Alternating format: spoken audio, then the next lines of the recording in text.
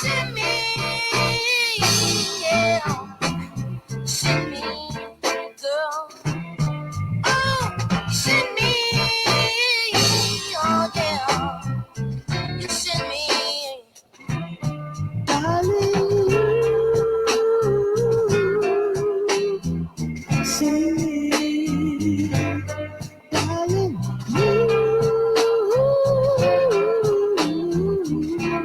Send me, baby.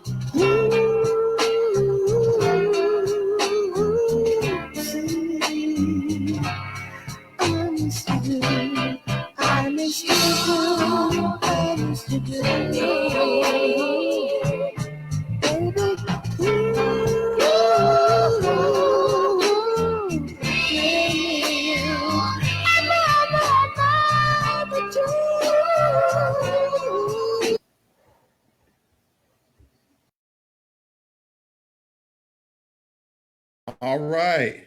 All right. How you doing, Jeff? Hey, Rodney. Hey, man. Man, good to see you, man. People It's don't good to even see you. understand. They don't understand. It's good to They see really you. don't. I want to welcome everyone They who's don't tuning understand. in to this little fireside chat I'm having with the Jeff Foxx, who They rocks don't the box. understand. Let me tell you why they don't understand. Kid, y'all, they don't understand. How come they don't How far understand? back I go back to junior high school with Rodney. You know how far back that is? That's before all of this happened. Rodney was there. And Oh yeah. so when we share these stories, it's a story of awakening and discovery, and then carrying on, and then coming to a point now where you're a part of the story, and you could tell the story, especially of these legends, because I tell you about it. I got so much to tell you about. I know.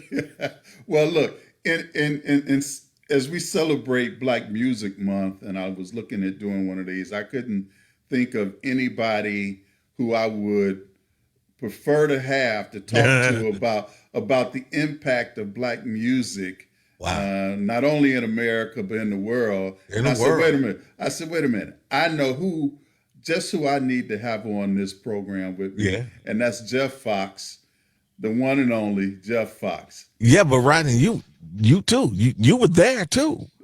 When it comes to be honest with you, if they really want to know the deal, when it came to the real music and the hipness of the tunes, Rodney was light years ahead of me. My goodness. Because That was Rodney was just hot when he knew all the singing groups, followed the music, was into it, man. Go way back. well. Everybody has friends that just seem to be a little bit on top of the tunes when things are coming out on the cutting edge. That's Rodney.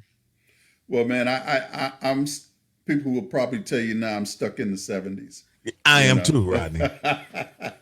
You know what? 'Cause- And I say, okay, I'm stuck yeah. here. And you know what? I'm learning so much about the 70s, even though I lived through it. And that's where the music of my life really, really was, especially coming up. And I'm learning more and more about the music and about the artists. And I find the stories fascinating, Well, just absolutely fascinating. that's why I wanted to talk to you. You know, that track that we played as we came on was "You Send Me" by the Ponderosa Twins Yeah. plus one. So why don't you tell our audience what's important about the Ponderosa Twins plus one? Because people who may not have heard of them, they're a big group up in Cleveland and regionally, and they put out Yeah. that song and became a hit. But we went to junior high school with these guys. That's right. We went to, you got to understand the Ponderosa Twins came at a time with the Jackson Five were the group that everybody looked at as the beacon, even more than the Five Stair Steps. Something about Jackson Five, because they came through Motown, and Motown knew how to present and deliver a group at such a high level. It caught everybody's attention. So everybody looked at the Jackson Five like, those guys look like me. And so there were so many groups in different cities that started like the Jackson Five. So we went to junior high school with the Ponderosa Twins, which was a unique group because it was two sets of twins, identical Right. twins, Identical and a twin. lead singer that was like Michael Jackson.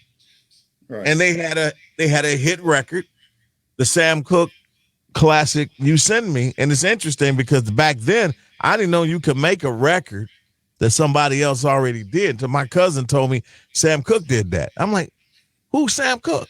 The Ponderosa Twins did that. The Ponderosa Twins did that. Right. So I started to learn then. He's like, oh, other people did this record before, but the way the Ponderosa Twins did it, it had their own flair. It sounded so different. It didn't sound like Sam Cooke's version at all. It sounded like the version of that day, and that thing resonated throughout Cleveland through that entire summer. And I never forget.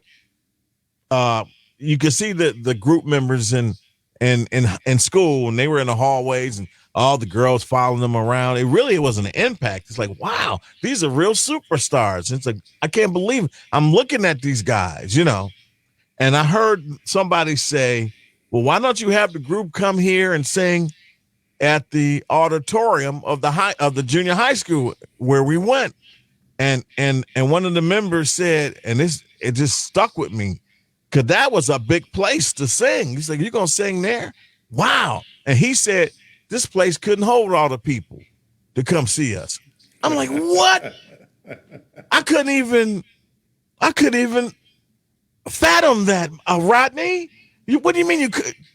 They were so popular that they probably would have had to go down to the public auditorium. Now, I never saw them live. Did you? I never saw them live. I never saw them live. I know that during that time, they used to appear pretty regularly at I think it was called the R&B Ranch. You remember that? I remember the ranch. I never been there, but that was one of those cool places that Right. people would go and dance and at Right. the ranch, But Right. you had to have somebody to take you there that That's was right. already a little Yeah. older than you and cool. That's You right. ain't going to. I'm not Yeah. going to the ranch. It wasn't that cool. But I'm that's what surprised you didn't go to the ranch. I didn't go to the ranch, but I heard about the ranch. Wow. But I did see, just to take you back a little bit, I did see Earl Gay and the Imaginations. I know you remember.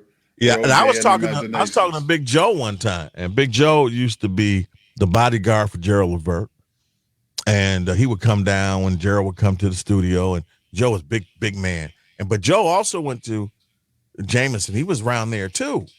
He told me, he says Earl Gay and the Imaginations could sing loops around the Ponderosa Twins. I was like, really?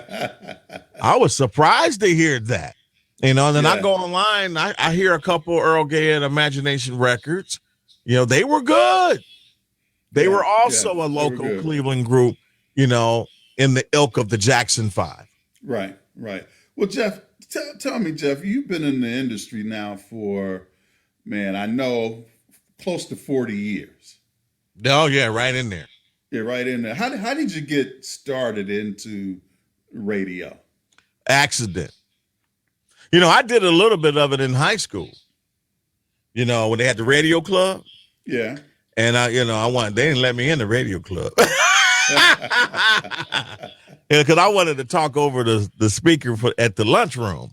I thought that was the coolest thing. You're playing some music while people having lunch, and you say, "Oh yeah, right now the Ohio players." I wanted to do that, but they didn't let me do that. But it was, and you have that voice, man. I mean, that voice is so recognizable. well, you stick around 40 years, they'll recognize you eventually. But it was an accident. I was doing a lot of theater, a lot of my first play was in high school, and I was something that was a Langston Hughes piece, and we did Little Ham, and I had a very small cameo role, but I came out there and made everybody laugh, and I got the bug. I said, oh man, I like this. I wouldn't mind doing this for real, and so I started to go to Caramel House, and I started to do theater, in which taught you how to really do a lot of different things when you stand in front of people. It's teaching your voice, projection. It's teaching you how to be animated and to really be three-dimensional. And I loved it. I just loved it. And so I'm from Caramel House, the Obama Theater, Tri-C, Cleveland State, doing shows all over the place. And there was one summer, there was a summer program under the Carter administration where they would pay kids to act in different things. And they had us go out to the Ohio Valley and do this improvisational theater piece called Johnny Cake Theater. And I was supposed to be this freed slave, and folks would come in to the town with the other pioneers, and then kind of get a take of what life was in the early 1900s in Ohio. And I just couldn't get the slave thing down. I couldn't play it. I didn't want to play it the way they wanted me to play it. I would come into the town and say, yeah, I need some corn and some grain and then maybe a little bit of that water. I would be articulate. They said, well, he wouldn't talk like that. I said, why not? So I ended up quitting. I can't believe I quit. I said, well, y'all don't do this. And I went back to the office downtown Cleveland, and Mrs. Owens, I never forget, she ran the summer program. She says, well, there's some other things you might want to do. You might want to do maybe some carpentry, electrician, there's photography classes, there's a radio class, there's a class in welding. I said, oh, what's this radio class? And she said, well, we'll pay you to go to school, and you'll get a stipend, and you go to school and learn how to be a broadcaster. I said, that sounds fun. And that was the Ohio School of Broadcasting. You remember them, Rodney? I remember them, yeah. Right down there on 40th and Euclid in Cleveland. And on the top floor, there was a real radio station up there, WBBG, and the rock station was M105. So I would go to class and go upstairs and try to volunteer. And I got a job as an intern even before I graduated from that class. And that's how I got started, behind the scenes, doing production and stuff like that for the talk shows and for the rock station, which changed my life. That was, all of a sudden you're in radio. Radio was like a whole nother thing. Yeah. Well, you have, I know you worked at you were in Chicago for a time. Yeah. With I went Johnson, to, right? Yeah, I went to BBG. Well, after I left the rock station, I went over to JMO and spent about 3 years there. And that was my first. That was the iconic station. WJMO? Yeah, WJMO. Yeah. I learned so much there. Yeah. That was black radio. That was the station that I grew up listening to. And so when you walked into that little building on 118th and Euclid, behind the graveyard, underneath the bridge. You probably ran into Curtis Shaw. I ran into Kurt Shaw. I ran into you. I ran into you a few times. That's when you were doing Spectrum magazine. Oh man, you go way back now. Yeah, we ran. I said, Rodney, you do a magazine? And it was. I didn't know that our path was going to be parallel. I had no idea, But every move you made, I was not far from you. I was not far from you. Then I went to Chicago in the mid '80s, a few years in Chicago at Johnson Publications, which was like the Emerald City of black entrepreneur. I mean, as a magazine owner, you went in that building, didn't you? Oh yeah, yeah. I had never seen anything like that in my life. Yeah. Every floor represented some part of his company. The fourth floor was the radio station encased in glass. Then you had the Ebony Jet floor. Ebony had his own floor. Jet had his own floor.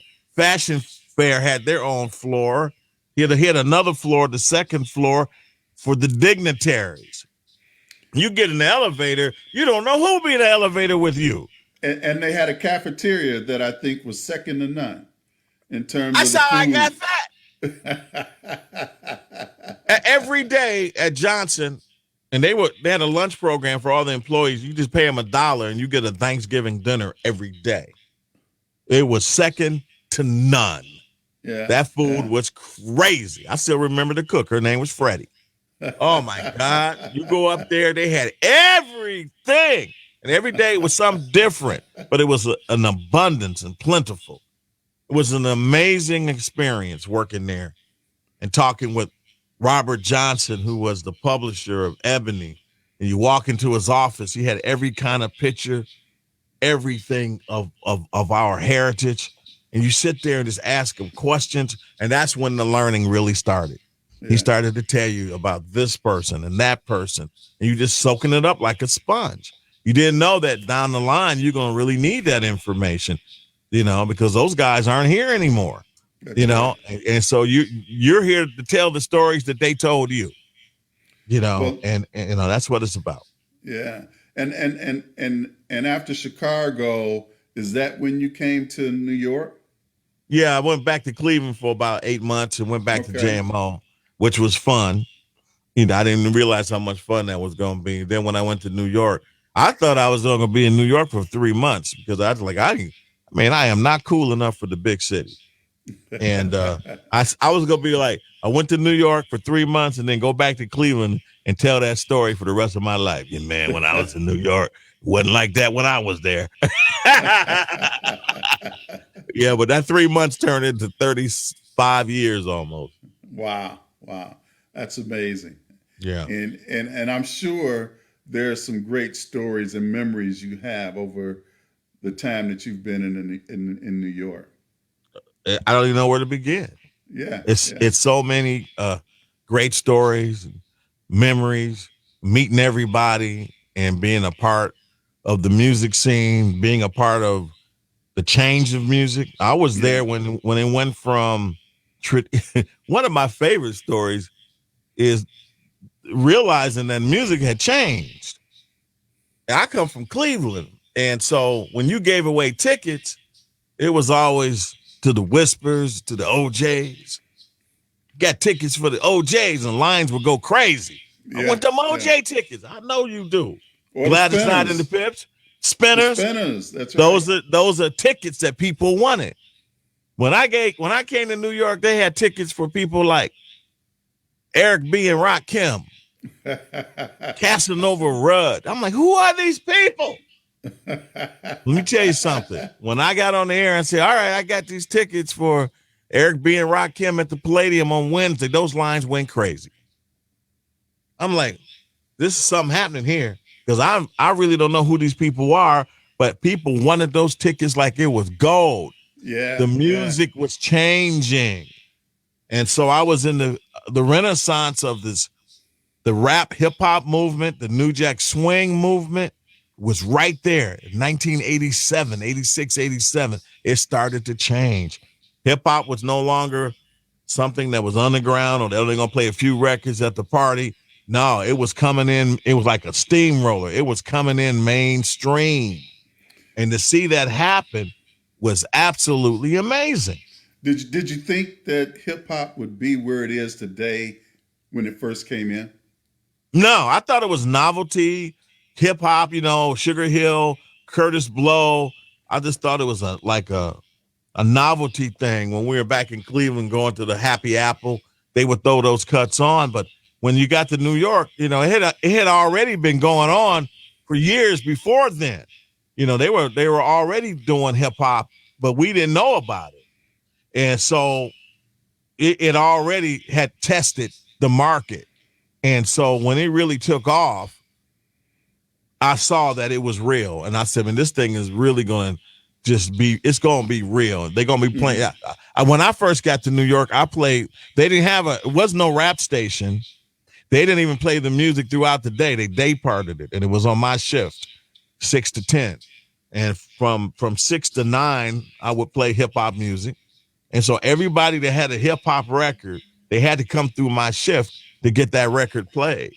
Everybody, And so I met everybody who knew that there was going to be a hip hop station, its own format, Yeah. Yeah. and then they don't have to come here and play it, No one knew that would happen like that, but that's interesting to see the music change like that, to turn into a whole thing. And I've never seen a year or a time period like the New Jack Swing era. You got to understand, there was a time that we had all the artists, all the big artists at one time. We had Michael, we had Prince, we had Whitney, we had Lionel Richie. We had Billy Ocean. We had Tina Turner. All of them on the charts at one time. Wow. We just owned. Black music was so powerful. And that was traditional black music. Then under that, you had these young cats coming up like Teddy Riley, Bobby Brown, with this whole New Jack Swing thing. And they were coming up actually pushing the legends back a little bit. They were like, hey, we here now. We here now. So you're going to have to share the airwaves with us because Bobby Brown and Keith Sweat, there was no joke. There was every cut on that Keith Sweat album was a hit. Every cut on that Bobby Brown album was a hit. And let's not forget about Anita Baker. Every cut on Rapture was a hit. And that all happened at one time. That means every format had to play black music. It had, of course, the urban stations had to play it, but the CHR stations had to play it. And the dance CHR stations had to play it as well because it was too big. So the impact of black music across all genres is enormous. At that time, it was enormous. Yeah. And R&B, that was the last big stand for R&B music as we know it.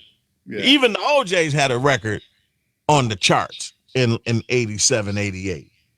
They were Loving You. That was a big record for the OJs. It was new. It was hot. They were still on the playlist. And then Eddie would still get on the playlist with his son. So R&B was still powerful in the late 80s. Now it has lost a lot of steam. And so what's heading the pack now when you look at the black music industry? What's leading the way, or what? You know what? I see some glimmers of light of music coming back the way we knew it. When you think of what Anderson .Paak and Bruno, what they are doing, but the R&B as we knew it, it's not where it was. Hip hop is still trying to find its way now. The new hip hop, it is not as powerful as it once was. We don't have record companies anymore. So you don't have development of artists. Everything is different now. The music is being discovered in different ways now. You got streaming, and folks go over other places to get their music. The radio. Yeah, how has that changed everything in the radio? You don't need the radio anymore to discover music. Radio used to be real important. Yeah. When it came to music, we would tell you this is what's hot, and everybody was locked into what was new and listening to the artists when we would talk to the artists. Now the artists, they just go on their social media. You got to follow them. They got their own platform. Everybody's their own network now. So if they're going to release something, they'll release it on their own social media platforms, and you just got to catch up. Yeah. Now they still need radio. It's still viable because it's free and it's still a part of people's lifestyle. We all remember cutting on the radio in the car, but times have changed. I remember when I first joined on the satellite radio in the early 2000s, nobody really knew what that was. And it was two satellite companies. It was Sirius XM and XM. And they were trying to compete with each other. I was on Sirius. People couldn't even pronounce it. He said, man, I heard you on Cyrus. But when they merged, I started to see that I could feel like, oh, the XM people are now with the Sirius XM people. I could hear more people come up and say, I hear you on XM. Okay, so now this is the merger.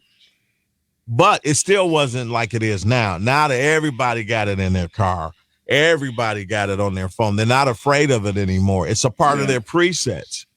There are a couple Go ahead. It's a part of their presets. It has the share radio. It now has the share space with the Sirius XM presets because people know where to go on their car to get to it and go back to the radio if they want to go back to the radio. Everybody knows where Soul Town is, Heart and Soul, the Groove, the Jazz channels. They know, they push, push, push. They know where it is, just like they know where their radio stations are. Yeah, they have them locked in. Locked in, man. That's right, locked in. A couple questions have come up. One of the questions was, what was your favorite city or station to work in? Well, it's always going to be Kiss FM in New York. That Okay. was an amazing time. You know, it was the Big Apple. I had never even come to New York until I worked here. Okay. I hadn't even visited. So it was, you know, yeah. But let me say this.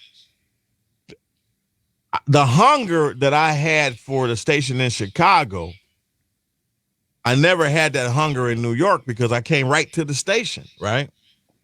But in Chicago, WGCI in the mid 80s, and I wasn't on the station, all I could do was hear it. That was the powerhouse. Yeah. And I didn't even conceive that I could even go to New York and be a part of that market. It just seemed unbelievable to me. But Chicago, I was there. I was already on an AM station. The AMs were dying. I couldn't believe an AM station would die. But I was on the last years of AM music stations. I just couldn't believe that they would go away, but they did. And FMs just took over. You wouldn't go to AM station to hear music anymore, you know. Yeah. And that station was so powerful. Everything sounded good coming out of those stations. I just wanted to be on it on the weekends. Just give me something. So I felt a hunger for that station. I wanted it bad. Now, was WJMO, was that an AM station? Yeah. Yeah. Well, that was one of the last great AMs in the Great Lakes. You know, I was very naive when I was young, because when I would listen to WJMO, I didn't know that they were playing records. What do you think they were playing? I thought that people were in there singing? I thought that all of the people that you heard on the radio they were in there actually singing, coming to the station and singing. That's funny. and it wasn't until later on I thought about it. I was informed that that's a record that's being played. You know, because I was trying to think, now if they're singing in Cleveland, how are they singing on all these other markets as well? Hey man, folks still think we play records. I haven't played a record since 1987. Well, you know, everything went from records to carts. Yeah. From carts to CDs. Now everything is digital on a computer screen. And the station runs itself. It's like autopilot. Because you're on Soul Town. You're on Soul Town. Right. And so you don't physically go to a building or anything. You do everything digitally, basically. Well, before the pandemic, you went to their building, and it was a fabulous platform. I don't know if you've ever been to Sirius XM. You go in there, and everything is there. It's like an emerald city of radio stations, you know, all these formats, and must be 100 studios in there, and you see everybody walking in, all the stars, all the TV, everybody, music people, everybody walking in and out, in and out. It was really great. And but once the pandemic happened, that building closed down. I haven't been in that building in over a year and a half almost. So what they do, they gave us some portable equipment. I do it from my own studio at home. Okay. You know, and you can't tell the difference. It changed everything. You know. Do you think that it will go back? I always wanted that portable equipment. They didn't give it to me. Now you got it. As soon as the pandemic happened, they gave it to me the next day. Now, do you think it'll ever go back to how it was being produced before? It'd be a long time. It'd be a long time before it was, because it was such a free form thing. I mean, it was like Grand Central Station, people coming and going. Now they got to really regulate who's coming in and why they in, and can we take your temperature? I think that's going to be in place for a while, you know, at least another year or so. Yeah. Before they started to loosen it up a little bit. But I don't think it's ever going to go back the same way, the way it was. Yeah. Now, who were some of the iconic co-hosts that you shared the mic with? I know one in general, but I want to know from you who who was some of the most iconic folks you shared the mic with? Well, I shared it with Ken Webb. I shared it with Ken Webb, who was and still is, in my opinion, New York icon. He was the morning man's morning man, and we did mornings and from 1990 to 96 together, and we had great ratings in the city and really changed the history of what black folks can do in the morning against powerhouses like 1010 Wins and Howard Stern. We're right with them for 5-6 years, and Kenny and I are on Soul Town together. We're the only two talents on that platform, so we still together. And of course, I work with Isaac Hayes. Right. Uh, when he had his show at Kiss FM, I was working on his team, and that was amazing because we grew up.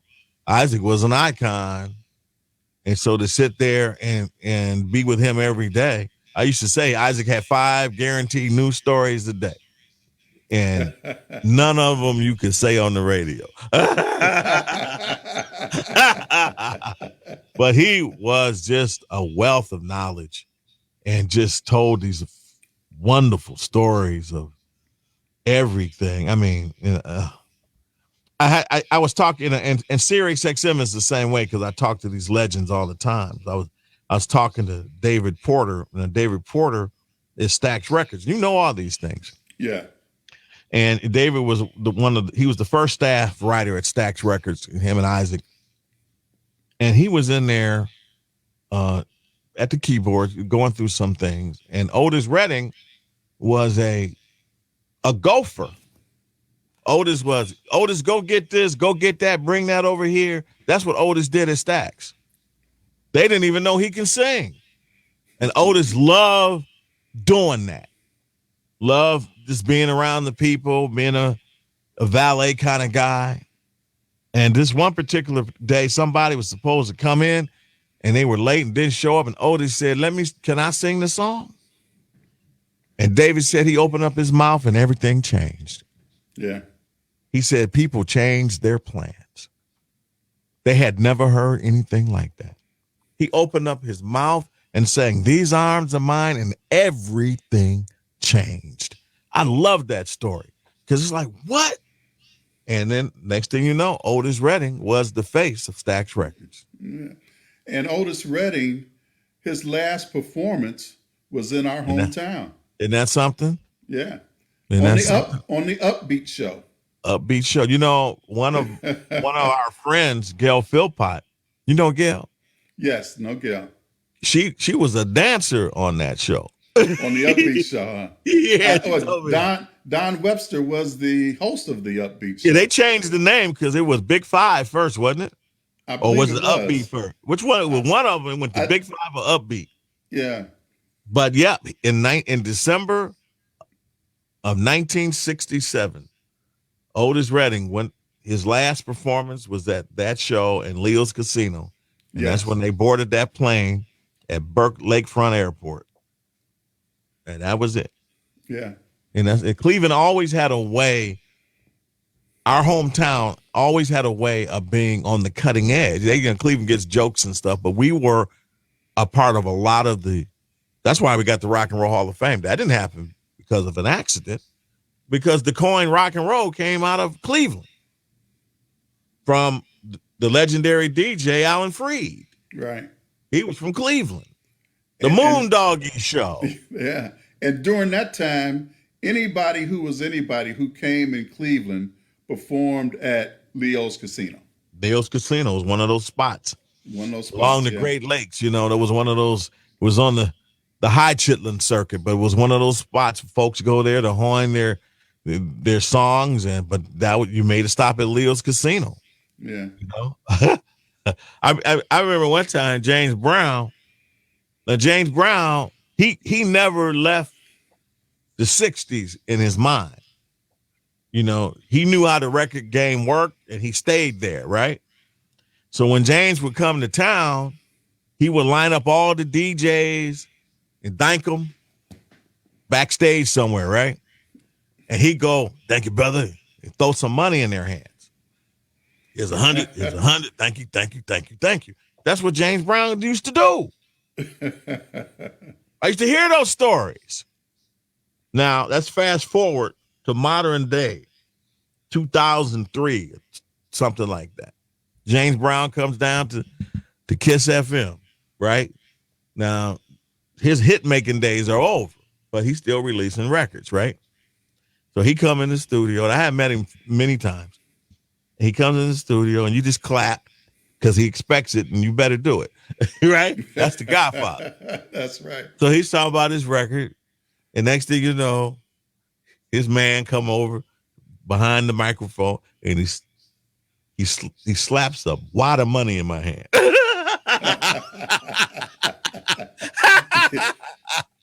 Now I'm scared because this is not 1964. I can't play records. There's no payola.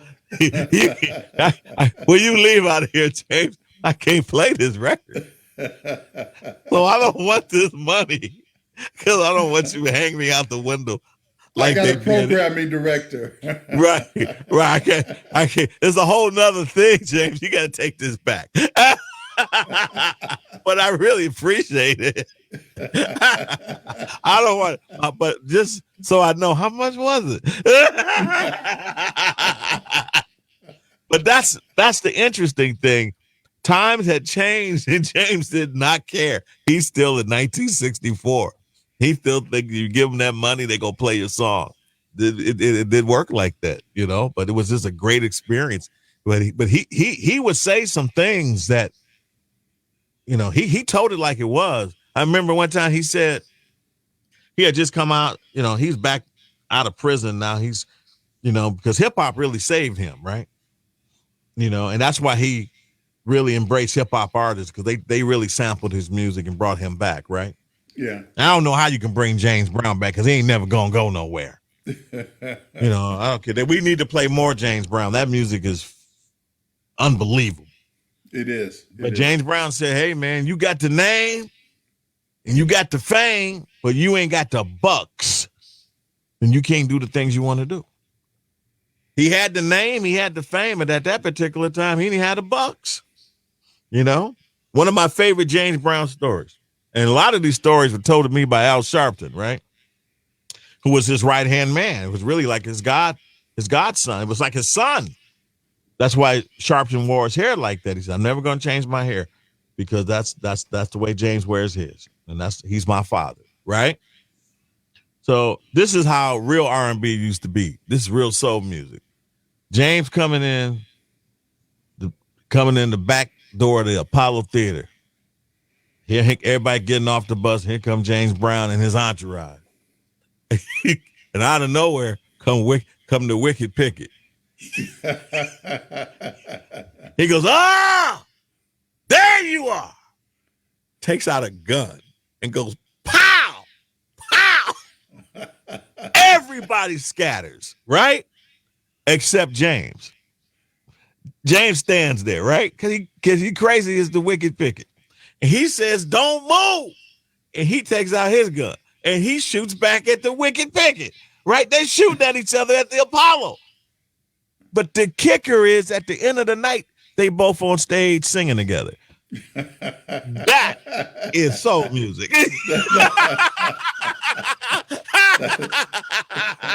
I don't think they were trying to hit him, but it's ridiculous. But that's what it was. Yeah. When what was that fight they were over that? The Thriller, Manila? Yeah. Or where's the one with George Foreman? Was that Zaire?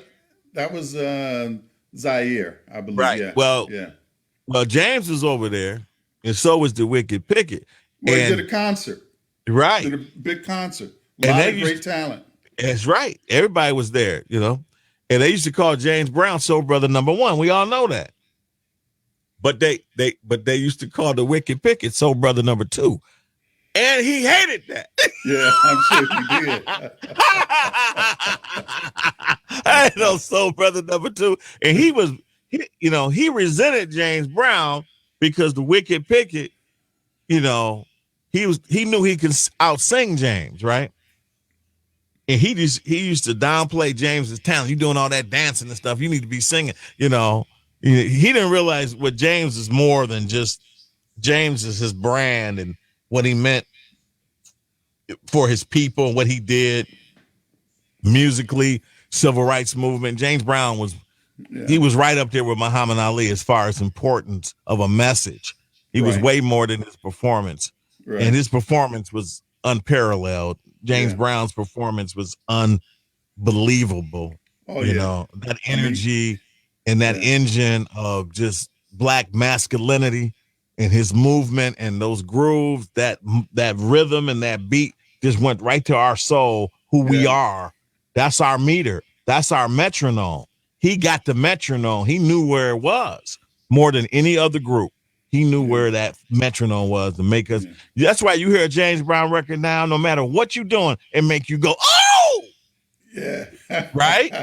It's Yeah. that metronome. Don't matter what. As soon as it come Yeah. on, you go. Yeah. Yeah. Well, Because it gets you.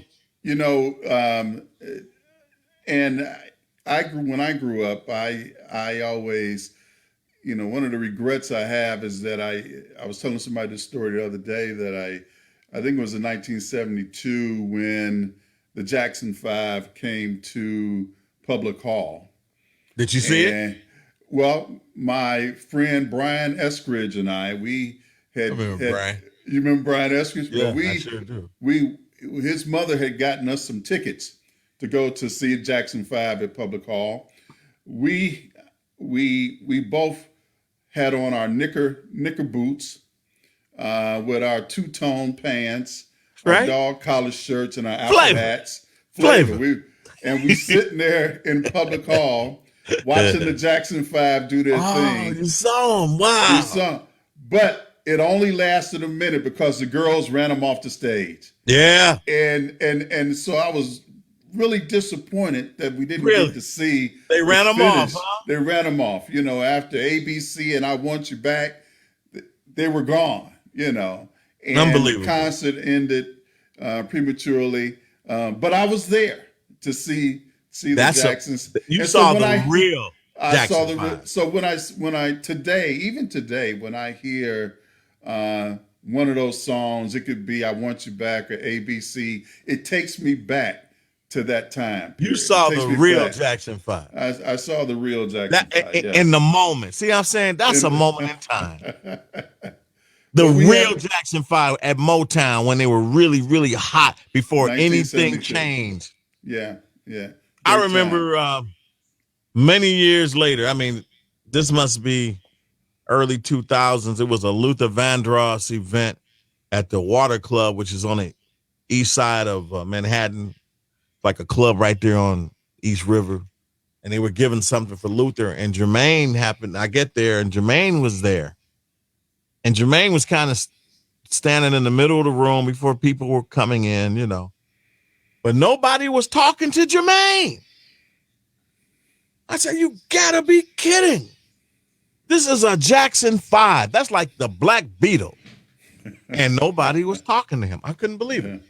So I went up to talk to him. I said, hey, how you doing, man? Nice to meet you. Let me ask you something. What was it like being a Jackson 5? You had such an impact on my life, but what was your life like? What was that like? You know what he said? What did he say? Busy all the time. Yeah, yeah. Just busy all the time. They didn't have time to do nothing but be busy. And I'm like, and that resonated with me. Wow. Concerts, studio, photo shoots, Promotions. traveling, Yeah. interview, and you keep doing it over and over and over and over and over. Just busy. You never have time to just stop. He said that's what it was like. Yeah, yeah, Unbelievable. yeah. And you saw them running. They get on stage, they got to run off because people chasing them, That's right. running yeah. for their life. Yeah, yeah. Well, Jeff, one of the things I want to tell you, there's been a lot of talk over the last few months about, Marvin Gaye's "What's Going On" celebrated its 50th year, and the impact that album has had. And I think even Smokey Robinson said, out of all the albums he's heard, as long as he's been in the business, that album is his all time favorite. He What? said it was Marvin had a vision, you know. Yeah, But the story of it, it's interesting because you never know what's going to get out there and what's going to get shelved. It's a thin line. yeah. And that album Was almost shelved. it was about to be shelved Yeah, because because Barry Gordon didn't want to put it out. but here's the deeper story. Barry and Marvin had this relationship, and Marvin was always pushing the envelope, right? Telling Barry that Barry told me this. I interviewed him, and so he told me this, so I got a wider view of him and Marvin's relationship. So Marvin would always say, Barry, you got to do it this way. And he would be wrong. Marvin would be wrong about this, and Marvin would be wrong about that, right? So when Marvin came to Barry about this project, Barry was not trying to do political records, especially long themed records all the way through, because he was the voice of young America. He wanted to keep that money clean like that and keep that brand like that. And here come Marvin with another harebrained idea. We did not know that this idea was what's going on. But Marvin kept pushing, and Barry said one thing about Marvin Gaye, he was the truest artist that he's ever known. Marvin was a true artist of everybody that Barry Gordy had ever worked with. So because Marvin never let up on Barry, I got to do this project. I can't sing these songs no more. He wanted to be like Frank Sinatra anyway. He didn't want to sing the soul music. You know what I'm saying? And then after he saw what happened with his brother and just what was really going on, he had to speak about it. So he kept pushing and pushing and pushing Barry to let this album out. So Barry finally said, fine. And so I asked Barry, I said, so when the album was successful, what did you say then? Well, I said, well, he was right that time. Because he had been wrong about everything else. And that's why that thing almost got shelved, because of Marvin's past record of being, 0-17. And this one album really, really became iconic, and I'm glad it got out. Because it's so, because Barry was wrong about War with Edwin Starr. That was the Temptations record. They were supposed to do that. And Barry said, well, it ain't gonna be no hit. He was wrong about that. That turned out to be an iconic hit. It continues to resound in movies today. So because it was such a big hit, Barry tried to appease the Temps and gave them Ball of Confusion. Which wasn't bad. It wasn't bad. It wasn't bad. Wasn't bad. I look at Ball of Confusion almost as a precursor to hip hop, because if you listen to the record, they're basically rapping.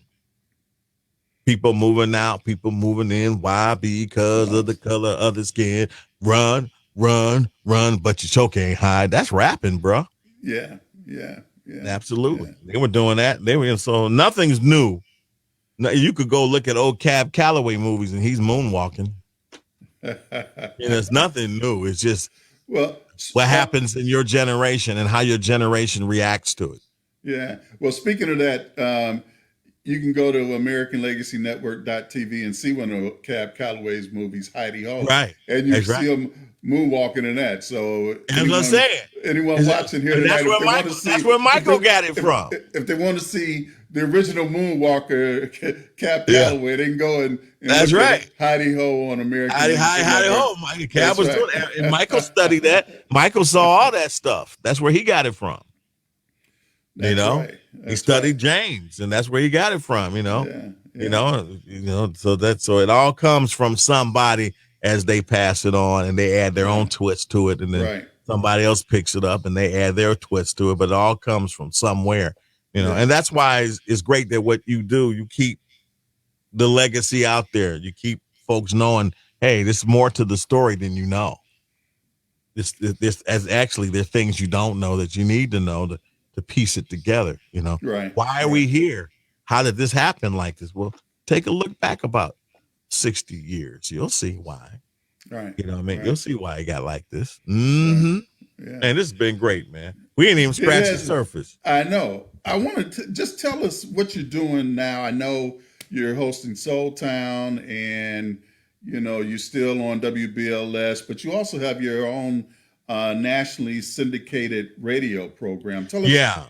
Tell us how people can It's tune into interesting when that. you get into radio, at least when I did back in the early 80s, the first thing you want to do is be syndicated because it's just something that I used to listen to Tom Joyner, who was really the mentor of that type of broadcasting, or Casey Kasem or Rick Dees, those guys. You want to be syndicated because you can, it's your show plugged into all these different radio stations. So you're not really tied to one radio station. And it's really supposed to be the hierarchy of broadcasting when you can say, hey, this is the Jeff Foxx show. I'm standing alone with the way I do things, but it take a long, long time to get that. So I've been chasing. That's been my white well since the beginning, and if you stick in it long enough, you'll get a turn. It's just a turn because Tom Joyner retired, Yeah. and we lost Doug Banks, Right. so I just kind of stuck in there, and then Michael Bazin quit. Okay. And when Michael quit, because I was still doing syndication on a smaller level, weekend shows with different syndicators. I've been involved in trying to be syndicated off and on for a long time. It's hard to get affiliates and to make it work. So you'll try it for a while, and then you may come back a few years later and try it again if somebody wants to give you a shot. When Michael quit the end of last year, it surprised a lot of people. And I got a call that said, Jeff, you want to pick up these shows? I said, sure. And so right now I'm in Birmingham, Alabama. I'm in Buffalo, New York, Chicago. We're in Youngstown. We're in Toledo. We're in Orangeburg, South Carolina. We're in the Bahamas. Wow. It's about 15 stations, and it's really great because now you get a chance to really tell your story and have fun and tell it your way and really give people the kind of broadcasting that I always wanted to do. And and you don't really have to ask nobody nothing, and nobody bothers you. Especially during the pandemic. Nobody's Oh, bothering you. oh man, I've never Yeah. done radio like this before. We do it by Zoom. I give them the audio. My co-host that I work with, two young ladies. One is in Dallas. The other one is in Portland. I never met them, but if you hear the show, it sounds like we've been knowing each other for 30 years. It's just so much fun. As a matter of fact, I'll be doing it in an hour. We'll start to put the show together in about an hour, and the people hear it again tomorrow. So it's an interesting way of doing radio since the pandemic because nobody is really going into the studios. BLS just started to open up this week. Okay. Folks are starting to come back a little bit. I go in every weekend because nobody's in there, but the folks that were on every day, they were doing it from home all this time. So we're going to find out what's going to happen. But I don't think radio will ever be the same. I think it's always going to be remote, and folks are going to get the content that way, and they're not going to just pour into a studio like they used to anymore. And, that's the way it's going to be from now on. It's amazing. Yeah. Yeah. Mm-hmm. Well, two final questions. One, and these are kind of fun, basically. Who are your 5 top artists? Wow. Okay. Now you just talking about me personally, who I like You growing up. personally, yeah. Let's go. Okay. My favorite group, because I just was so affected by because I'm a guitar bassist. I was just so affected by the way they sound when I was growing up. I still love to this day Grand Funk Railroad. I just love that band. It was three guys. They were just a power rock band. I liked them. I thought they were funkier than Jimi Hendrix. Grand Funk Railroad. I love Grand Funk Railroad. Okay. I love the Tower of Power. I just think that's a fabulous band. I love Earth, Wind, and Fire. Who doesn't, right? Right. Everybody loves Earth, Wind, and Fire. You got to put them in there. I also love one of the greatest concerts I ever saw was a Johnny Mathis concert. Oh, wow. Johnny Mathis concert was one of the greatest concerts I've ever seen. All right. It was amazing. He is a human instrument, right? And he personifies class. And he gets up there and he stands. And he has the audience in the palm of his hand. And they don't say nothing. And he sings, and his voice, you don't know where the voice come from. It just comes out like a bird. And when he finishes, people are messed up. They clap. I've never seen a concert like that before. It's something that stuck with me. Now, on the other side, a concert that came from the guts, the soul, the sorrow, the pain was a B.B. King concert. He did the same thing. He knew how to get to the guts of what he was saying and singing about. Those were some great, great shows. Both those artists, I love those artists. And I go on and on and on. There's so many of them. Yeah. There's so many, but those stick out. And what about your top 5 albums? Well, I got to think about what I used to buy back in the day. If you spend money on it, you must like it. So the Commodore Zoom album. Yes. I spent money on that. Yeah. I spent money on Sly and Family Stone. Back when we had albums, right? Of course, Grand Funk, I spent money on that. A few of their albums. I love the Jackson 5. We weren't supposed to love them like we did, but I love the Jackson 5. And I love the Beatles. I thought the Beatles was a magnificent. Let me tell you about the Beatles. Why were they so great musically? Because of that one man in the corner that they don't talk about that much. They called him the fifth Beatle. And that was Billy Preston. Billy Preston was on all those Beatle records and developing those chords and those changes and making that music wider. That's why they call him the fifth Beatle. And you can look at that last concert that they did on top of the roof in London. They out there got the beards on, like 68. They out there singing, and you can see Billy Preston over there on the keys in the corner. Billy Preston was one of the reasons why the Beatles sounded the way they sounded. A lot of people don't talk about that, but the Beatles will tell you that. And the reason why the Rolling Stones are so popular is because of those blues artists like Muddy Waters and Howlin' Wolf. That's why they'll follow the way those blues artists played, and that's why they became so successful. Muddy Waters, Howlin' Wolf, those kind of artists, T-Bone Walker, they all followed those artists. Led Zeppelin, the Rolling Stones, those were blues rock bands. And, and Mick Jagger will tell you that. When he went to Chicago, they went over to where Muddy Waters was. Muddy Waters said, people say, Muddy, they took the Stones took your music. He said, yeah, they took my music, but they gave me my name. They gave him his name because by them saying Muddy is the man, Muddy became very popular because what the Rolling Stones did for him.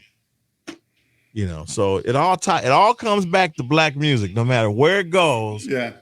Comes back to us. It comes back in every genre. It comes Every back. genre, come back to us. It comes back to black music. Well, Everything. Jeff, we could go on and on and on. We didn't even talk about our high school days. No, How you said I was the what'd you call me? it was a star, rock star. You're a Rock star, huh? You're a star. I mean, you got you're on a yearbook. You like the main dude in the yearbook with the queen. You catching touchdowns on the football field. That was years You know, ago. it doesn't matter. You know, that set you up to be Rodney. That was the setup. That was the And setup. you handled it very well. You know, you handled it very, like I say, I was telling your son, it was nice to a guy like me. I was on the low end of things. No, Ronnie treat me good. I appreciate that. Well, Jeff, it's been great talking to you, man.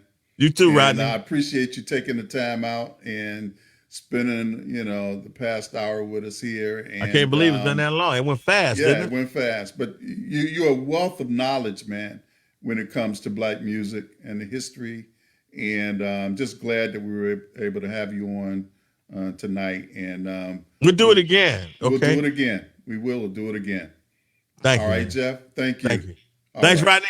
All right. Thank you. All right. Bye-bye. Bye-bye.